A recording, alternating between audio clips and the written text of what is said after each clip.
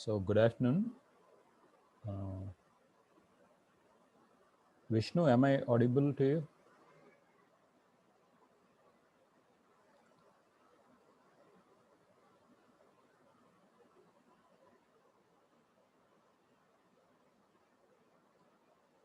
So hope I'm audible to you. So it's two. We only have three students. Uh, so let me know if I'm audible. Just raise your hand, one of you. I'll. Yes, sir. Thank you, Sravani. I think you can hear me. So we'll wait for one more minute because it's a lunch break for them.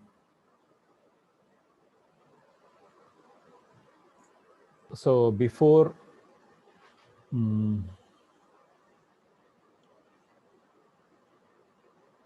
they join, we were in our unit 4, and unit 4 comprises three concepts. I mean, three chapters from your textbook. Email security, we have understood pretty good privacy protocol. Next, IP security, we have just viewed it in the last class, and with a little bit of a review, we will jump into the third part, or the last part in unit 4, which talks about web security. So we'll be talking about web security in this class. So it is 2 to, I think we have 6 students. I think people will join slowly. So before they join, let me give you a quick review about what we did in our last class. So we are talking about web security, IP security in the last class, and you have understood that web security is promoted by adding two headers: authentication header, uh, where we have security parameter index, which indicates the type of service what it offers, uh, and we have understood the second header, which is called encapsulation security payload header, ESP, or encapsulation security payload header. So this ESP header is almost similar to the authentication header, with the same security parameter index, sequence number. But if you watch here, you have valid payload with an optional padding part and an variable authentication data. So this is how data is being authenticated in IP security protocol by using ESP header. So it is something like few applications need a authentication header, few applications need ESP header, and few applications we will be using both the headers. So to make it more clear, we have understood that the core part to understand when we talk about IP security is security association. So we have seen security association is a one-way relation between sender and receiver. And we have been talking about what we called as security bundle. So a security bundle, an association bundle, a security association bundle is a combination of these security associations. So we have understood there are There are two possibilities. Number one, transport adjacency. Number two, iterated tunneling. So transport adjacency is end-to-end security check, whereas tunneling is an end to intermediate level security check. So we have understood various cases as last a diagram in the presentation. I'll try to, this case one, you are seeing end to end. This is transport security association. And when you try to look at case two, there is no end to end security, but there is an gateway to gateway or intermediate to intermediate tunnel, tunneled security association. So you can talk about another tunnel between host and this source gateway. If I say this is a near host, I have to call it as far host. Another tunnel between far host and far security gateway. So we have also understood case three, security bundle or security association bundle, SA bundle, showing you an end-to-end transport association on either directions and a tunnel security association between near gateway and far gateway. So in this way, security associations can be combined, forming a security bundle. So if you look at the last case, case 4, you can see one or two security associations bundling together to offer an end-to-end security. And you also see an end-to intermediate, I mean host to gateway, one or two tunneled security associations. So in this, all possible combinations of security associations can be imagined. And this is how the packets or the fragments of the frame which travel on vulnerable internet is verified for their authentication, confidentiality, and integrity. So this is the end of IP security. I mean, we were done talking about IP security. I think we have 20 students, 50% of the class is there with me then. So let us go with the last part of unit 4. I think it will take 2 to 3 hours to close this last part. So the last part of unit 4 is about web security. So let's talk about web security. So as the textbook goes with a starting comment or a dialogue. So it was a small track author referred to from YouTube. I have added link here. If you are interested, use your mentality, wake up to reality. It's a great classic from I Have Got You Under My Skin.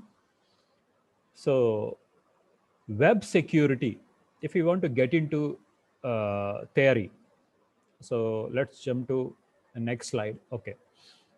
So web security, why do we need web security? If you ask this question, the need of web security, when we ask ourselves the need for web security, web or which is a short name for World Wide Web, WWW, is an infrastructure actually utilizing internet.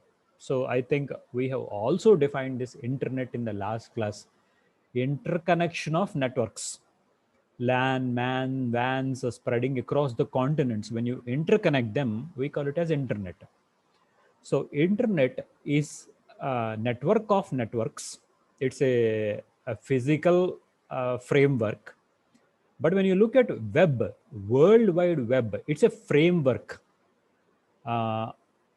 It's a framework which allows you to access web pages designed using some language like HTML or XML. And of course, this is a distributed service.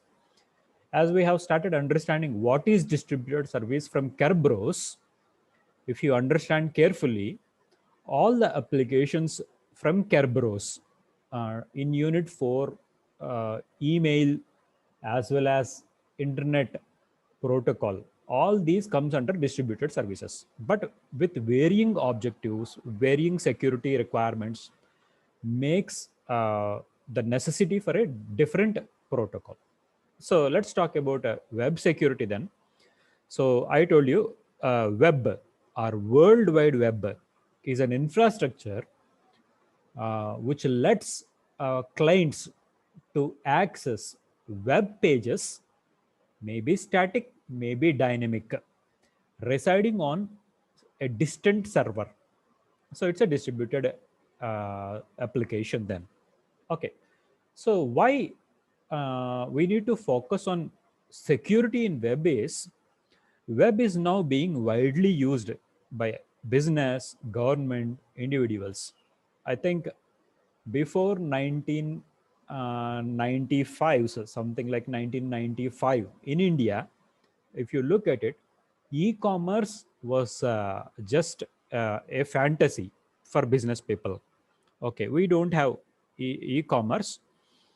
So slowly, World Wide Web was being used by business as well as government as well as individuals. Today, we know when we have a product which you are not using, you can simply log on to OLX and you can sell it.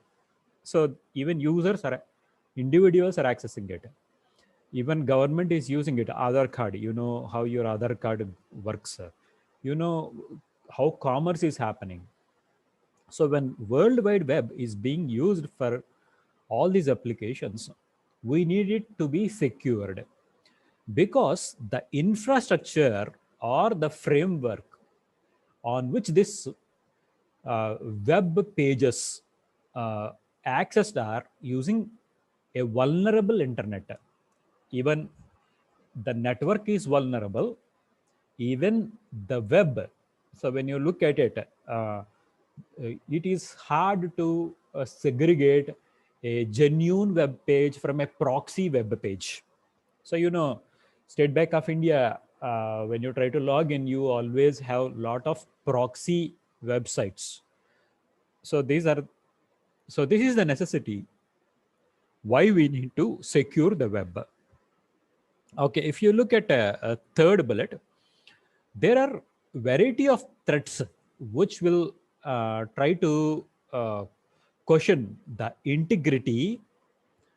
Integrity is if you have a web page, uh, you don't want your web page to be modified by a third party.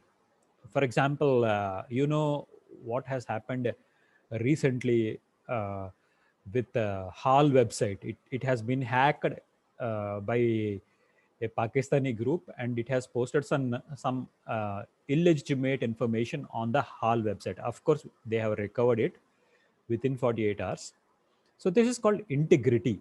So the possible threats with web are: number one, a threat to integrity. Okay, when you declare, when you create a web page, uh, how will you make yourself sure that nobody is doing some changes to it? Okay, if they do, you should be knowing it and you should be reverting back your web page then. Okay, then confidentiality.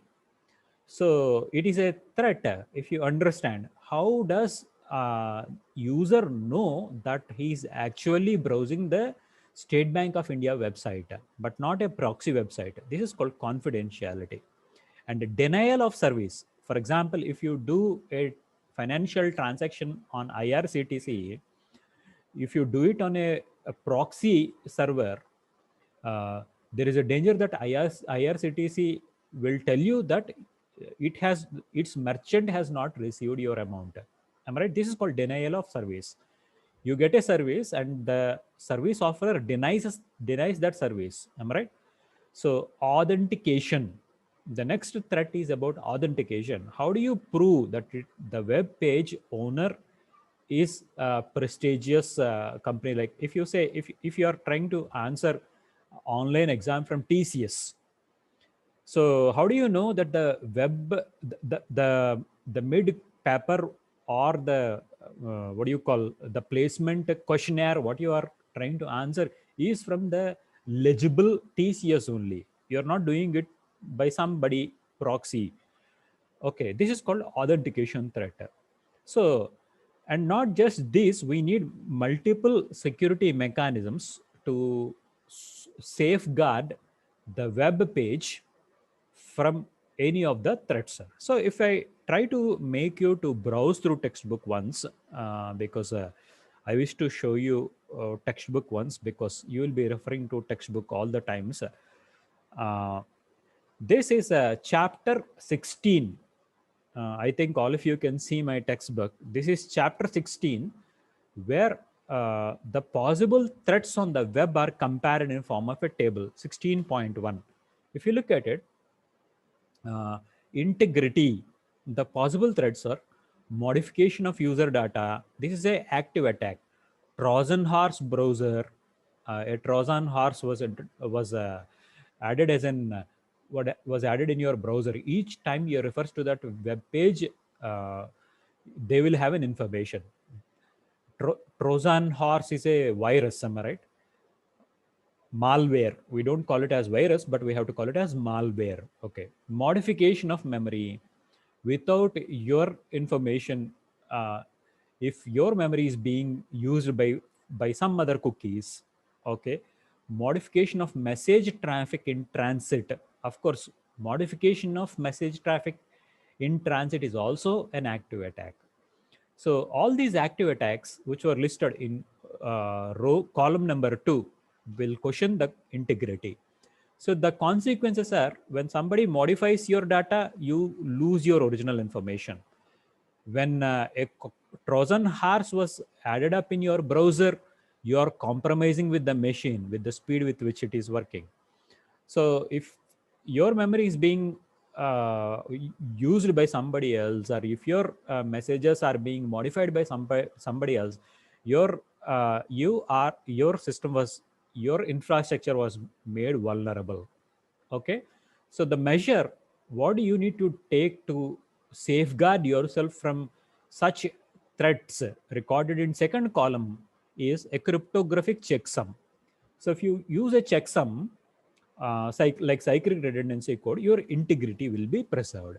In the similar way, second row, if you look at second row, confidentiality was elaboratively discussed here. So confidentiality, eavesdropping. Okay, a person who has got no access, who was not supposed to look into your files, is looking to your files now. It's an eavesdropping. So theft of information from a server, theft of data from a client, information about network configuration, information about which client talks to server. So you can understand from last 2 weeks, because WhatsApp is being taken away by Facebook, you have a lot of confidentiality related aspects coming in. WhatsApp asking you to legibly sign into its agreement policies. Of course, High Court has issued a stay order in India, because the confidentiality with which the WhatsApp is being imposing rules on Indians is not the rules which the Europeans are experiencing. And the High Court or Supreme Court is seriously asking WhatsApp, why do you show such a lenience to Indians but not to Europeans? We want the same security levels with which WhatsApp or Facebook is working with Europeans. The same rules we want it in India. So of course, it's on the churn, it is running. Okay, so when you see such a threat, like WhatsApp trying to access your folders on your mobile phone, maybe your policy numbers, your policy details, the amount you pay for your policies is being hacked by a third party, where you see some loss of information. Your information was lost, and your privacy was lost. Am I right? So the way how you protect your system from confidentiality is through encryption or web proxies. So now, if we look at the third threat, which is possible on web, it is denial of service. All of us know killing of user threads. For example, if somebody send you a mail, if you store that email, if somebody could delete that email, you don't have any proof against that sender that uh, that he had said so and so with you. Okay, so this is the threat.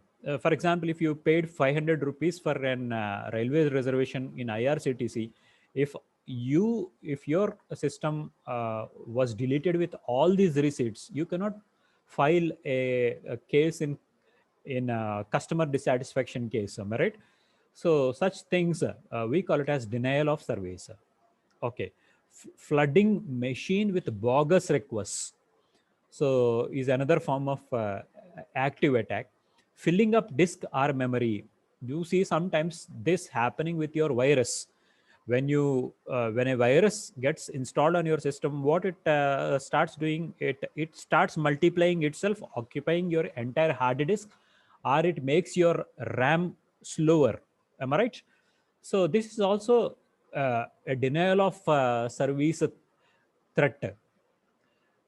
Isolating machine by domain name service attacks is another threat, and the consequences are your service would be disruptive.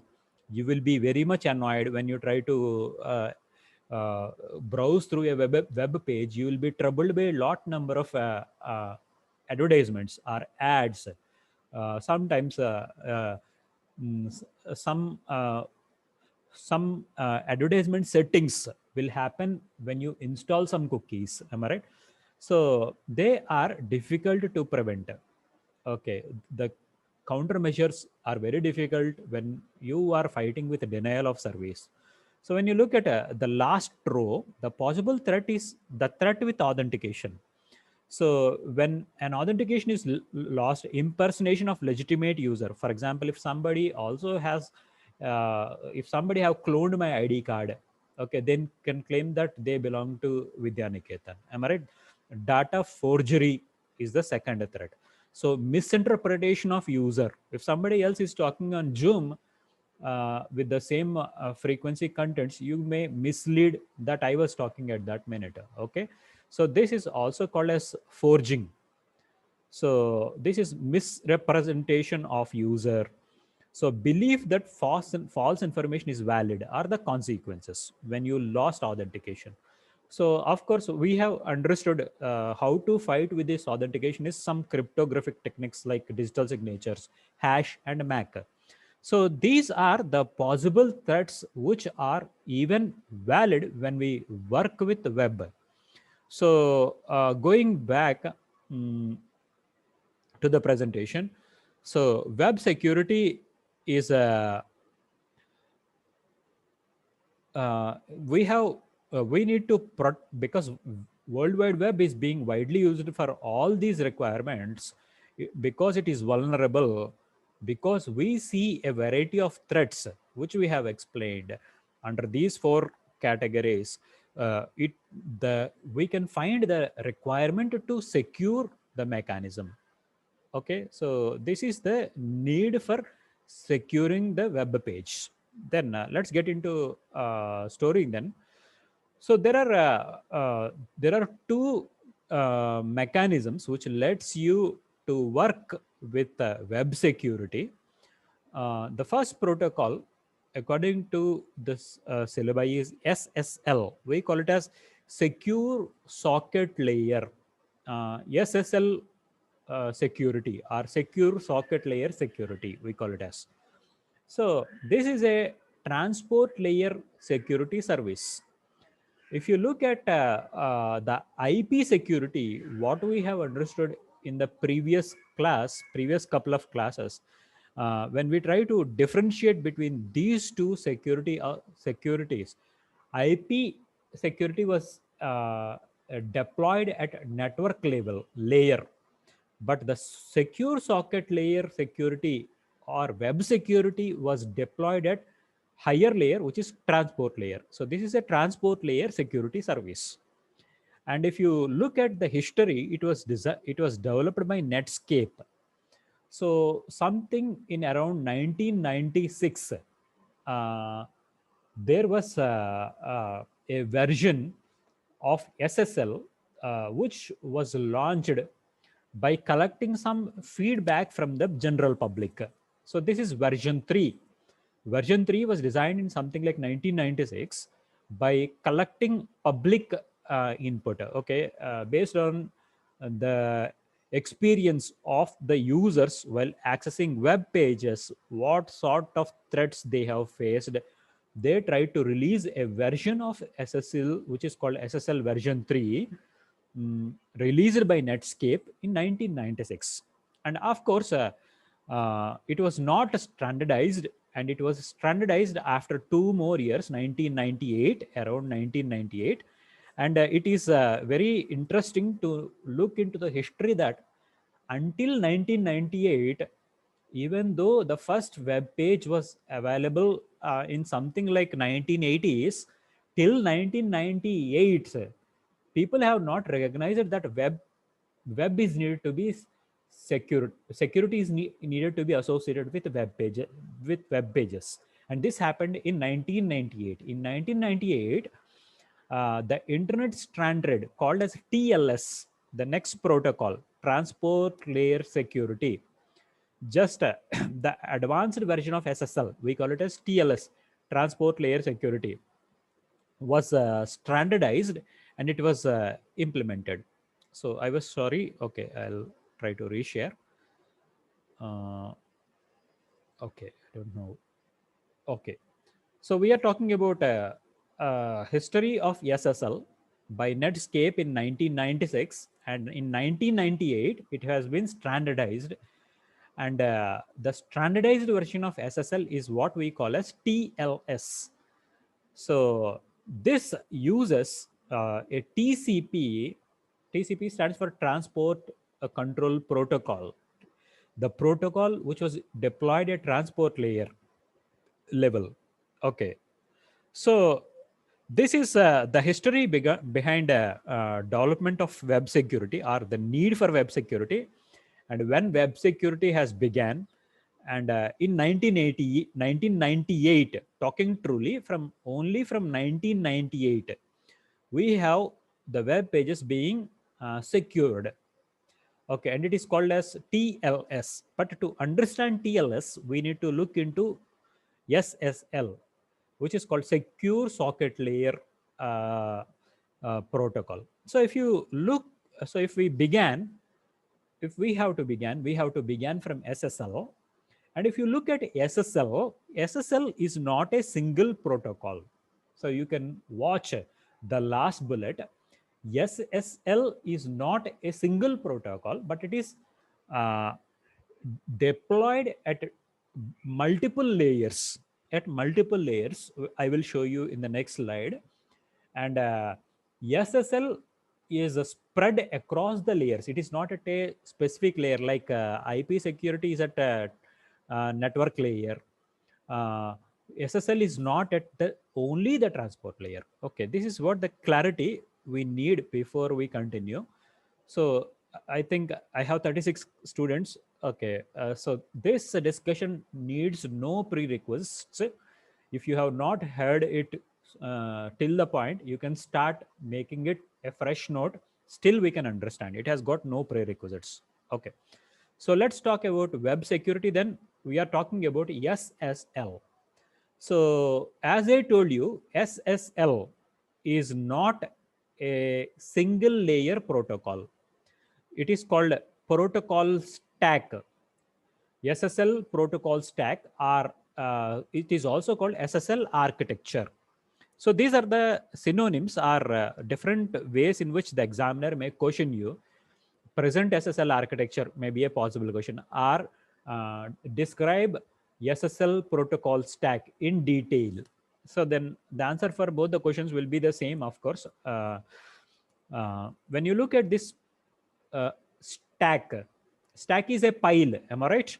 If you look at network layer, If I say this is network layer, we will use IP security, what we have discussed so far. And when we will talk about next layer, which is called transport layer, we call it as TCP, Transport Control Protocol. And when you look at the next layer, which is called session layer, the next upper layer is session layer. At the session layer, we call it as SSL record protocol.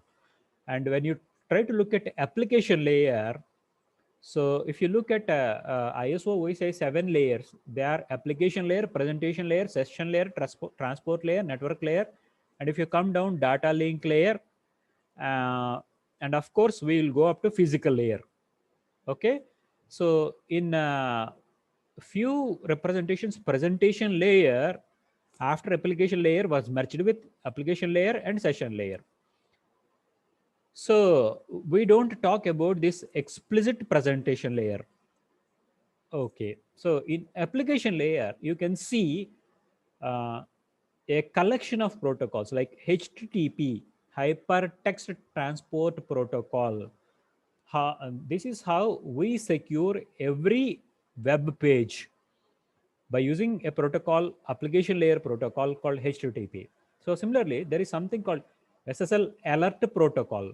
So alerts, for example, when you try to access a web page, you will see some what do you call warnings, something like mm, this page, accessing this page will make your browser slower. Such warnings you see. So those warnings, what you watch when you are browsing through web pages is called as alert protocol. Those those warnings you see because your web security has got this piece called SSL alert protocol. And there is something called SSL change cipher specific protocol, because uh, we use we have different cryptographic schemes. To create confusion, we will be switching between all these schemes. So how do you switch between them? Okay, it's called change cipher. So how frequent you change your cipher is decided by this piece of protocol.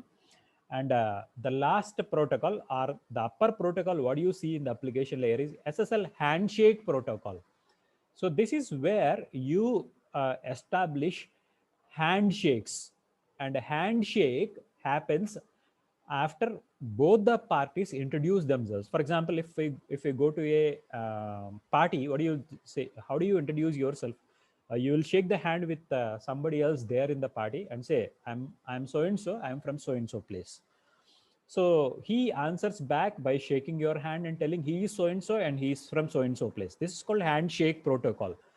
This is how SSL tries to secure the web by a particular sequence of actions. Both the client and the server exchange between them. Okay, so we will try to talk in detail about all these protocols in the coming slides. And before we move, I want to make you understand that SSL is socket security level protocol or architecture, is a stack of protocols. It is not one protocol, it is a collection of protocols, and they are spread across the layers. If you look at application layer, SSL recommends HTTP, alert protocol, change cipher specific protocol, and handshake protocols. And at the session layer, it is SSL record protocol. At the transport layer, it is called TCP. At the network layer, it is called IP, or Internet Protocol. So the Internet Security Standard made these protocols mandatory for browsing through internet. Okay, but depending upon our requirements, we will add new security mechanisms or we will omit few security mechanisms.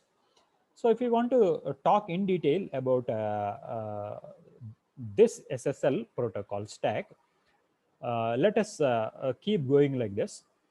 When we talk about SSL architecture, there are two things which we need to understand before we get into the protocol. So one, number one, we call it as connection, and number two, we call it as session. So connection and session are important to understand, are the two important concepts then. So what is a connection? Or we are talking about SSL connection. What we meant is a connection may be a transient.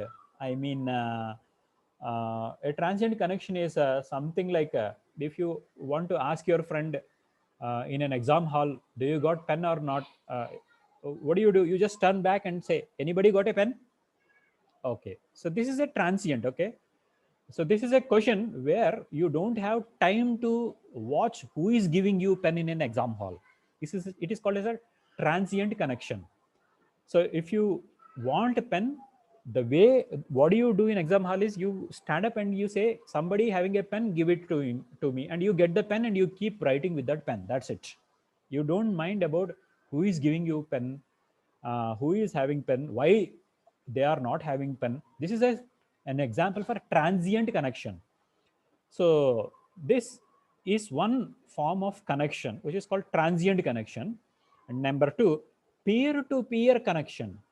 For example, if you are very much interested in knowing who is giving pen to you because you want to say thank you to them at the end of the exam hall, we call it as a peer-to-peer connection. So you watch very close in eye with that person who is giving you pen in the exam hall. So we call it as a peer-to-peer connection. And the third connection is a communication link. So this normally happens not in exam halls, but a communication link. For example, each time you go to your class, you make sure your classmates are there in the class. If they are not in the class, you will get a question that, am I in the wrong class? Okay. So this is a communication link. A standardizer sender, a standardizer receiver is one sort of connection. And when you say every connection is associated with sessions, I mean to say, even a transient connection, even a peer-to-peer connection, even a communication link has got a fixed period of expiry. So once if you get a pen in an exam hall, the connection has ended. That there is an expiry. What do you want is pen, you got pen. That's it. It's a transient, it's an expiry of transient connection. When you say peer-to-peer, as long as you want an information from a web page, when you get it, if you no more need to browse that web page, what do? You just close it for the rest of the life. It is called peer-to-peer connection. Communication link. For example, if you close your beta class, if you have joined in master's class, your link may revoked. Am I right? You got a new set of links established. So whatever may be the connection type, maybe a transient, maybe a peer-to-peer, maybe a communication link, it has got an expiry. I mean to say, it is associated with a session. So I think session describes the initiation and expiry of a conversation or a connection. Okay, so we have defined what is connection. Let's talk about session. A session is an period of association between client and server. Clients want some information, servers got that information, so client asks for that information and server provides that information. You can understand this two-way communication happening. Client sends a query, we call it as query. Servers provide what we call as a response. So this, as long as the client is asking questions, as long as the server is giving responses, this is, we call it as one session. Okay, it is called session. In a session, client has a query to server and server has a response to the client. This is called association. This happens in a session. Okay, maybe similar such sessions repeat in future. Am I right? Similar sessions may repeat in future. Okay, that's what we mean by session. Okay, so how do we, what is the SSL mechanism to secure the session is, every session begins with a handshake protocol. We have a specific way of shaking hands, because uh, this is called handshake protocol. So you have seen in the last slide, there is a handshake protocol deployed in the application layer. Am I right? So then uh, every session is defined by a set of cryptographic parameters. So sometimes session will have a session key, and the session key expires once the session ends. And at the time of beginning of a new session, during this handshake, the cryptographic parameters are re-invoked, are exchanged between client and server. So you can see me, I was trying to make you understand, when client just asks a question, server does not give an answer. uh, Server should understand that client was authenticated, and a client should understand that the server was authenticated.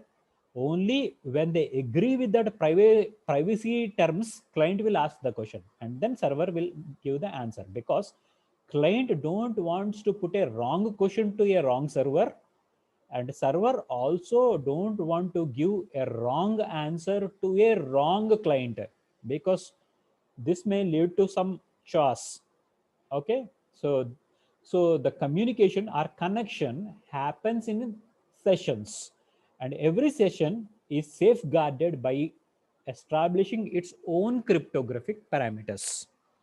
So I think this is a lot of theory, lot of jargon. There is no mathematics in Unit 4. And if you fail in understanding through the first run, you can always ask me to repeat. I will repeat if you need in clarity. Okay. I think everything is fine. We have 35 students, okay, because time is constrained for us. So every session has every session, if you look at session, is shared by multiple connections. In a session, you may have one transient connection coupled with one peer-to-peer connection, one communication link. Okay, there is a possibility. So for example, once if you log in into your Gmail account, Gmail account asks you for the password. We have we have a specific sequence of handshake protocol there. When you want to access Gmail, it will ask you for username first. Once if you give username, it asks for password. Sometimes your password is followed by what do you call some alphabets. It will ask you to test whether you are not a robo by clicking some images like that. So this is how this is what depends on protocol. The handshake protocol may ask you to click on graphics. Sometimes you will be shown some sequence of what do you call alphabets, and it web page asks you to type them as they are, lowercase, lowercase, higher case, then only you got access inside. So this is one way of securing the web pages. If you try to think yourself, you have already seen it. Okay, we are just trying to put it into words, whatever we know. Okay, so a session may contain multiple connections. For example, if you log in into your Gmail, maybe you want to look it into your inbox, one service. Maybe you want to do a chat in Hangout, another service. Maybe you just want to run through some local news. Am I right? So all these uh, different kinds of connections are valid in a session, may make up a session sometimes. So I think we are trying to talk about the relation between connection and a session. A session may involve any of the session connections or multiple connections. So sessions are used to avoid the expensive negotiation of security parameters for each connection. So for example, each and every time, if you want to trust me, you have to look at my ID card. Am I right? So for each and every statement, if I start showing you my ID card, it involves a lot of negotiation, which is very expensive. This expensiveness may be in terms of bandwidth or maybe in terms of time. If I keep on showing my ID card in each and every class, it wastes time. Am I right? So this negotiation is avoided because only once, maybe at the time of taking my first class, I show you my ID card, you believe that I am Madhukumar, you do some mind mapping, this is how I have to understand this fellow, and this whole semester goes on. And for the whole semester, if you see my face and if you listen to my voice, you will understand and you will authenticate whether this is Madhukumar or not. Am I right? So for a session, only once the authentication or the security parameters are exchanged between the communicating parties. This will avoid the expensive negotiation. So this is the need why we said that for an SSL architecture, establishing a session and establishing a connection is very, very important. So let's try to go to the next slide, where we have the crux of the protocol, where we will understand. Uh, okay, so if you try to look at the higher level protocol like SSL record protocol, uh, so I think I'm making it clear. When you look at the protocol stack, if I try to make you go to previous slides, you can watch. There is SSL record protocol. So each and every of these protocols we are trying to discuss in detail. When you try to talk about SSL record protocol, okay, now I'll take you to that slide. We are talking in detail about each and every protocol in the protocol stack or bundle. Okay, so we have understood what is connection, what is session, and after this, we are trying to look the record protocol. So there are two services the SSL record protocol offers, as you can read from the screen. The first service is integrity, and the second service is confidentiality. So if you try to ask yourself how SSL offers integrity, it is by using a MAC. So MAC is message authentication code. So all of us have understood that message authentication code is a keyed hash. It is a modified hash, but it is a hash with key, and every key needs a secret key. So the message integrity is established by using MAC with a shared key. And you can also establish integrity by using HMAC. So HMAC is a protocol which we have understood, which is based on SHA, but with a different padding. Okay, we just try to talk about modification in HMAC to offer integrity in SSL protocol. So I was trying to tell you from last few classes that when we are in our unit 4, we will try to talk how we use the mechanisms we have understood in 1, 2, 3 together. Unit 1, Unit 2, Unit 3 together. That's what we are trying to do. So when you try to look at the second service called confidentiality, in SSL record protocol, confidentiality is established by any of the symmetric encryption standards like DES, triple DES, or any of advanced encryption standards what we have read in previous units, we can use them.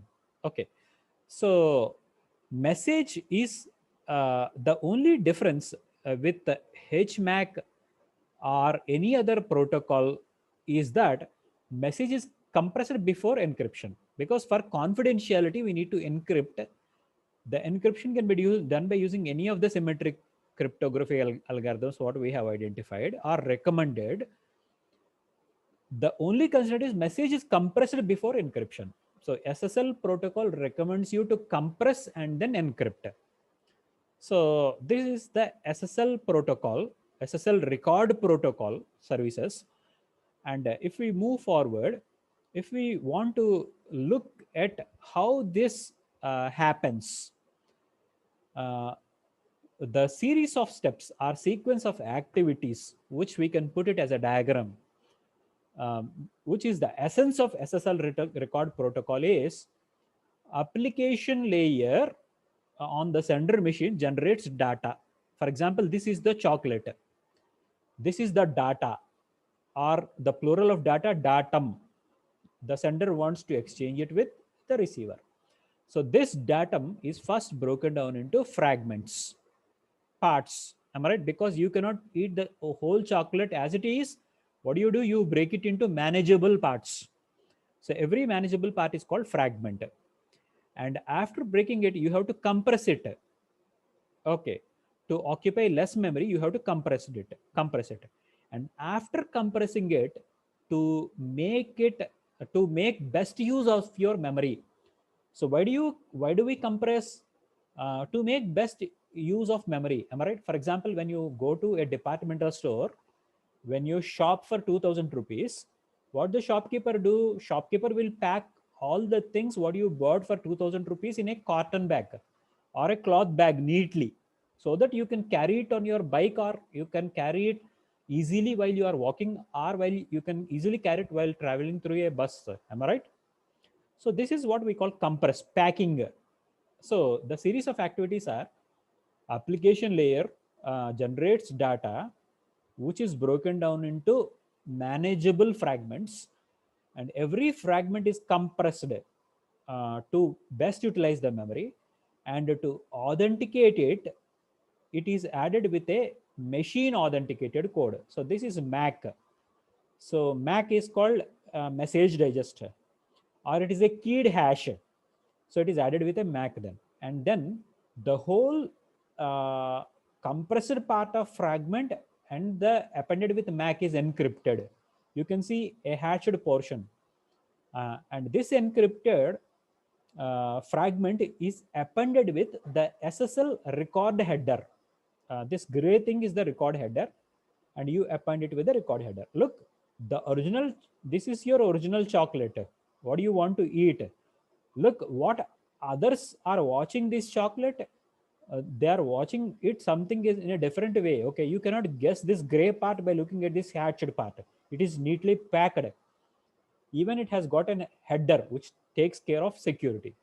So this is how the SSL protocol contains the sequence of operations to secure the data on web. Or this is how SSL record protocol protects the web pages from third parties. Okay, so I think we have understood what is SSL record protocol. I think it is 2:54, something like 7 minutes. I think if you have any questions, please unmute yourself. You can ask me the question. So if everything is fine, one of you just unmute and let me know, because we are talking about web security, and I have covered only one protocol, which is called SSL record protocol so far, and we have understood SSL secure socket layer protocol is a combination of different protocols: IP at the network layer, TCP at the transport layer, SSL at the session layer. We are just trying to we just understood this protocol. So we need a lot of things to close yet. We need to talk about handshake protocol. We need to talk about chain cipher specification protocol, alert protocol, HTTP. If we close all this, we will claim that we have covered talking about SSL. And along with SSL, we also have TLS. And of course, Unit 4 closes with some web security application called SET. SET stands for Secure Electronic Transaction. So this is how, this is what happens when you try to buy an commodity in Amazon or in Flipkart. The sequence of activities which happens to do a purchase on a commercial website is called as SET. S-E-T. I want you to repeat it. SET stands for Secure Electronic Transactions. So Unit 4 closes with SSL, TLS, and SET. There are three important questions from Unit 4 last part or third part, which is called as web security. So there are 32 students. Okay, I think a few of you started leaving. So I don't know what's the reason. So I think I will break it here. If you have any questions, please unmute yourself. And if it is difficult, we can always repeat because we have scope to repeat. I just want to know how it is happening with you, because still I see there are 10 people who have not who are not on Canvas. Even after my personal calls to them on Sunday. So I don't know what's the reason. So I want you to react back if you have any problems. Only when you let me know, I can solve them.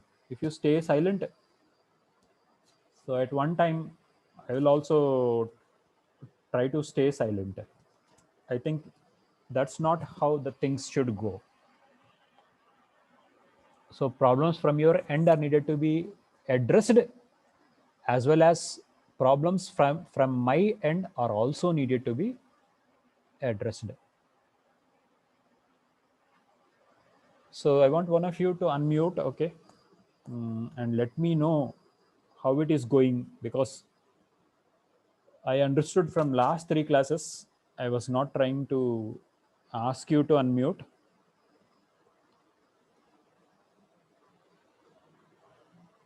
So can I listen to P1? P1? P1, can you unmute yourself?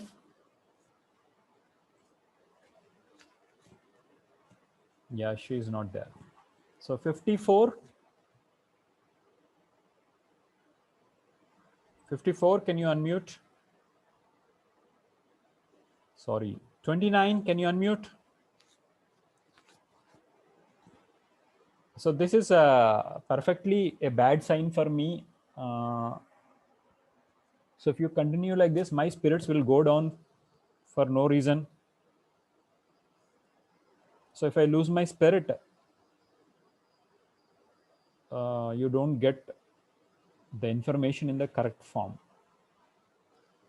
Okay, please, if there is any impedance mismatch, let us set it. If not, it won't be fine for both the parties. So can any one of you unmute?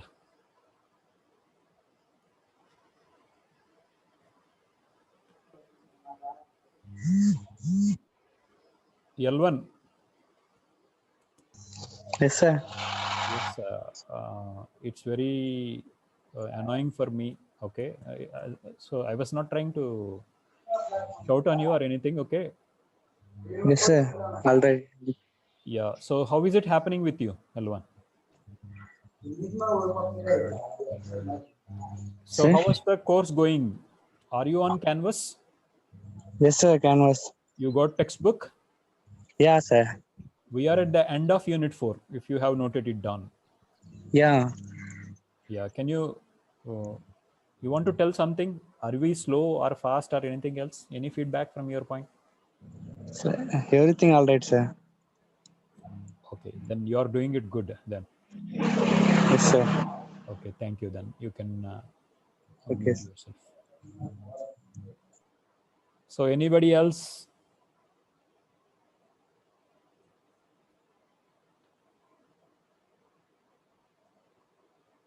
Can I see another one?